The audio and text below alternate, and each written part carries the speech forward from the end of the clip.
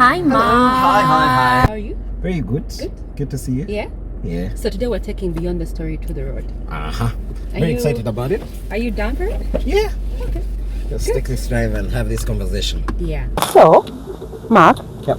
first of all, I'd like to start by saying that our conversation is not based on our personal opinion, isn't it? That everything we're going to talk about is rooted in publicly available evidence. Yeah. Yes, ours is to ask the questions, assess the facts, and then the evidence will speak for itself. Yeah. Yeah, and then secondly, in as much as we'll be talking about the Starmer downfall, the bigger picture is us making an assessment again based on the evidence of what this really means for the global leaders. Yeah. Yeah, so you're good to go? Yeah. Okay. So one of the most puzzling things is that less than 2 years ago, Starmer took office with a Labour majority, a three-figure Labour majority, which only two past Labour prime ministers have had. That is Tony Blair and some other guy called Clement. Yeah. Yes, so he had such a huge support from the electorate. Yes, and yet, 2 years down the road, someone called it a visceral hatred for him by the public. The question is, from a political standpoint, what really happened? Keir Starmer and his rise to the PM office, number 10 Downing, is very interesting. Right from the start, from how he came into office, some people argued, of course, for him as a person, that he came off as a boring character. But boring character. Okay. But considering the past of how the UK government had been very unstable, for most of the people that voted the Labour Party and voted him to become the Prime Minister, they were looking for a boring character in the hopes that they would have stability in government, because it's been very, very volatile. Then he of course rises to power with all that mandate from the people, but how he ran government and the things that he prioritized became very contentious. Okay, such as? One of the most prominent it would be the mandatory digital ID. Yes. Yes, the push for the CBDC, the central bank digital currency, and then the different appointments that he made. Yes, the Mandelson appointments. Yes, the appointments. And early on in his career, there's two things that really could have put him to the boot. One of them was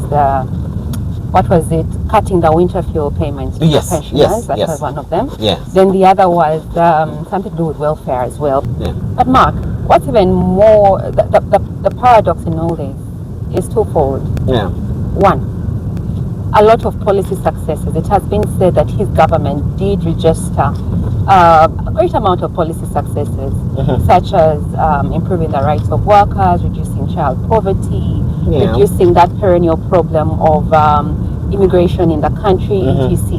But the other thing is, historically, there's been prime ministers that have been very unpopular, such as Margaret Thatcher, right, back in 1980 to 81. She was very unpopular, but she sailed through the unpopularity and she sailed through the unpopularity and she went on to win two more what are they called, terms. So the thing is, there's quite a number of prime ministers who have sailed through the unpopularity streak. But the question is, why was it so different for Starmer? Most times what determines the fate of leaders is the agenda that they take on. Okay. What really led Keir Starmer to where he has ended was the choice of the agenda that he decided to take on. And how we look at the agenda is we see the things that he pushed that really looked to subjugation and looked to restricting the rights of people and the freedoms. You look at things like the mandatory digital ID that he pushed, and the whole CBDC and that whole move that really at the core of it seeks to restrict people, restrict freedoms, and to really hold people captive. Are you saying that owing to the fact that Keir had an anti-God agenda, the digitization Absolutely. agenda, That's a better way to put it. right? Yes. Owing to that fact, meant that Keir, in other words, pit himself against God. Absolutely. Because he wanted to establish some sort of bondage here on earth. Absolutely.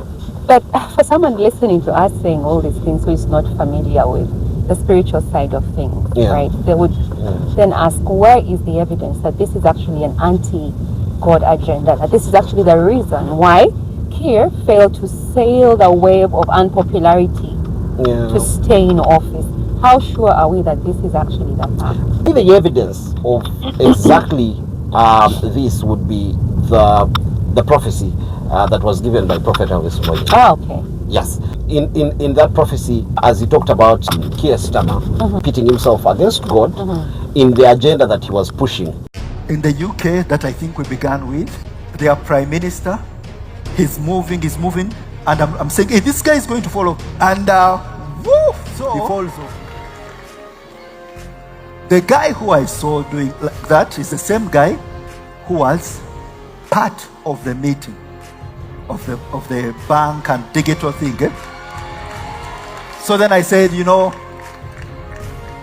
checkmate, you see? It's a big one. Just moments ago, UK Prime Minister Keir Starmer resigning after mounting pressure from the Labour Party and the public. We ought to know, by the way,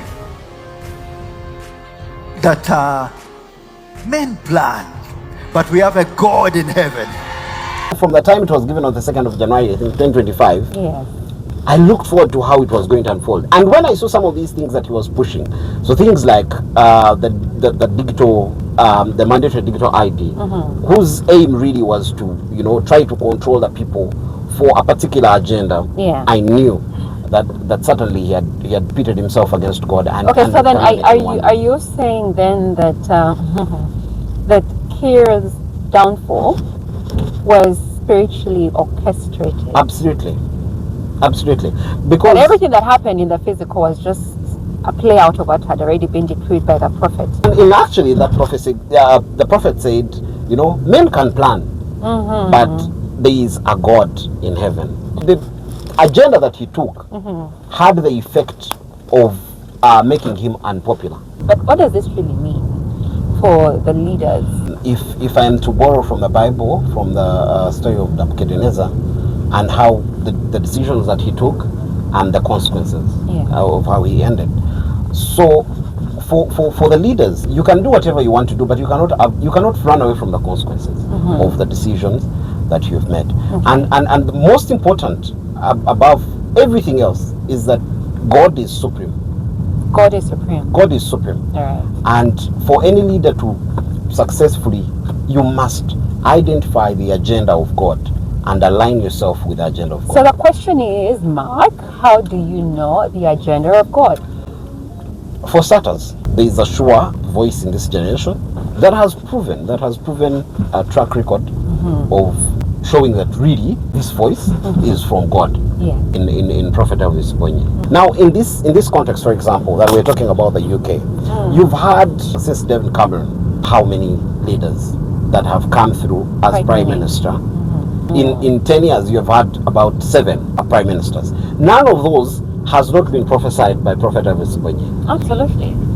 Each one of them, and he has been on record. Even the Brexit, right from the Brexit. Absolutely. And from that time, every year he has come and he has said something about the UK and how it is going to turn out, and it has turned out exactly like he said. So I mean, that is the first voice I would listen to if I were to know exactly the agenda for and not the only UK. the UK, but all these major countries. It's prophesied Almost all the countries in the world. We have the US, what else?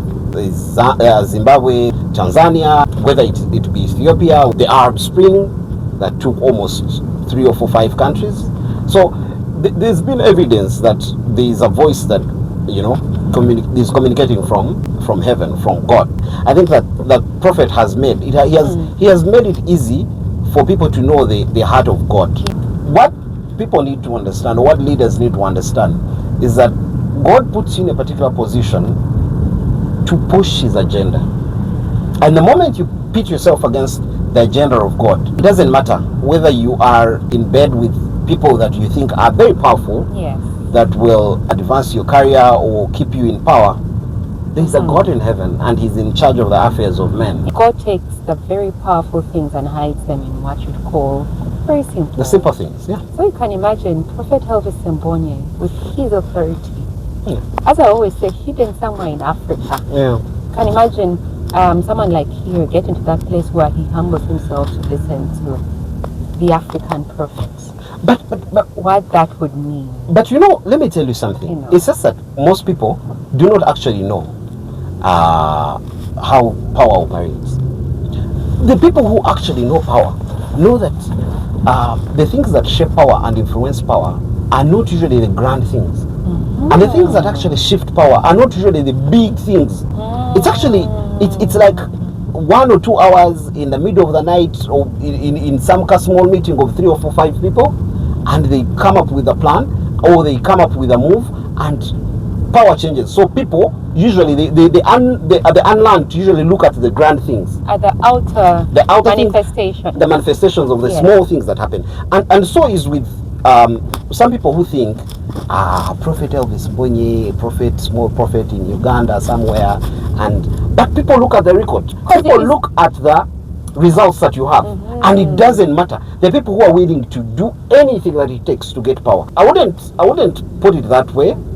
Yeah. That he would have to humble himself.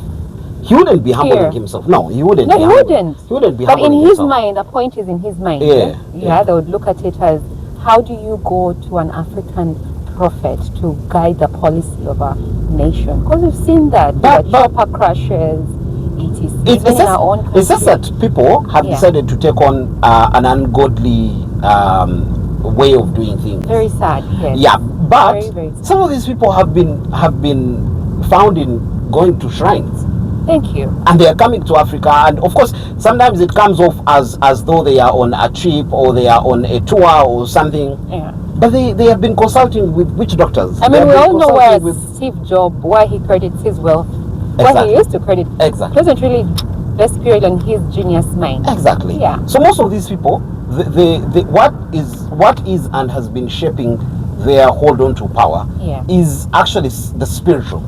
But the thing is that they have been more inclined to the dark as spiritual. I mean, the classic example here would be, we once had a leader in this country who carried with all his convoy, a third in command in the country, went with the convoy and cameras and everything, and went to a shrine after he had won an MP seat.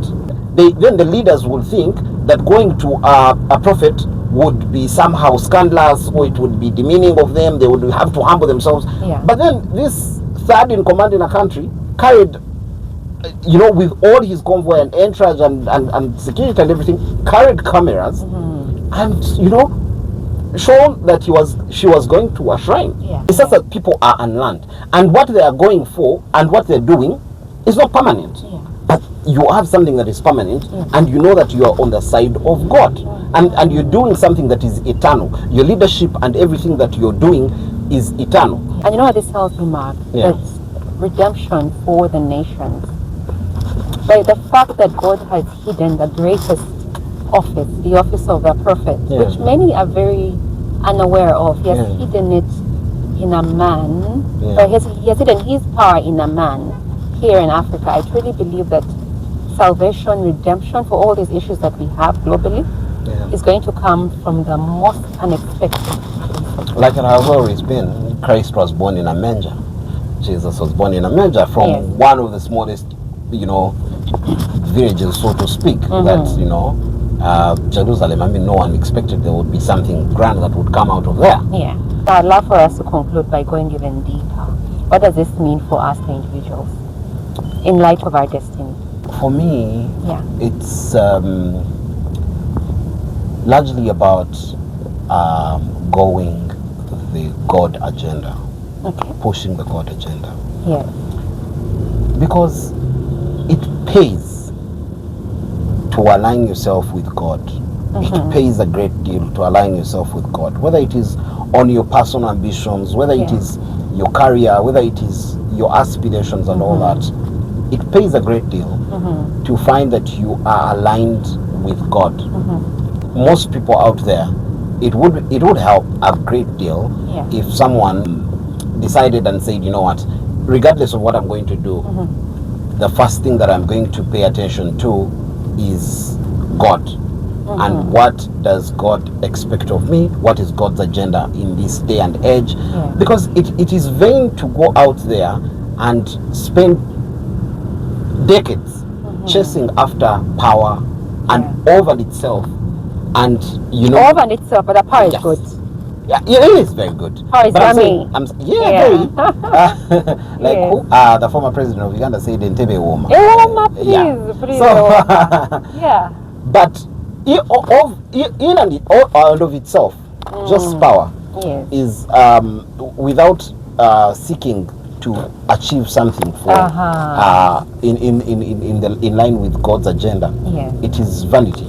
It is vanity. It is vanity. Yes. So the best thing to do is to seek those things that align with God. And the things that align with God is where true liberty for the people is where true service for the people is. Because God delights in the prosperity of his people, delights in the freedom of his people, delights in people living full their lives.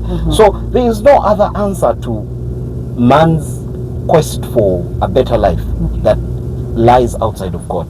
I am convinced that for everything that I seek out to do, first it is God, because at the end of the day I know for sure that if I am in line with God's agenda in everything that I am doing, how and however unpopular it might be to people, and in most cases it will be. It will be. Most cases it will be, because most of the people have given themselves to reason and to logic, which sometimes goes against, you know, the divine order and the purpose that God has intended.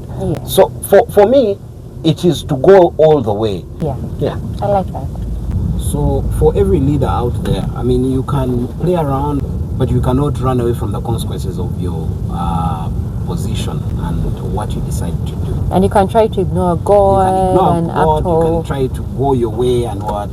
But there will be no way. There will be no escape for you from the consequences of the decisions that you take. So yeah, that's it. It's been a very great conversation with you. I have enjoyed the ride.